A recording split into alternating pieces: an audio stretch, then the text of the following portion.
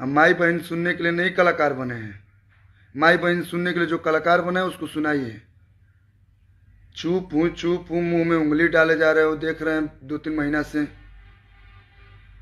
और हम कभी आके ही नहीं कि भैया हाय हो गए भैया हो। वीडियो पूरा देखने के लिए बने रहे अंत तक।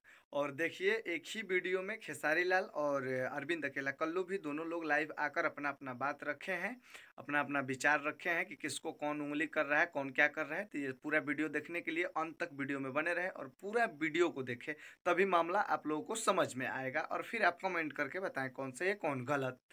खेसारी को बोल देते तो शायद समझ में आता, लेकिन आपने टारगेट खेसारी को किया और पूरे यादव समाज को बेइज्जत कर दिया मंच से। अब यादव समाज ही आपका देखेगा। हम माई बहन सुनने के लिए नहीं कलाकार बने हैं। माई बहन सुनने के लिए जो कलाकार बने हैं उसको सुनाइए।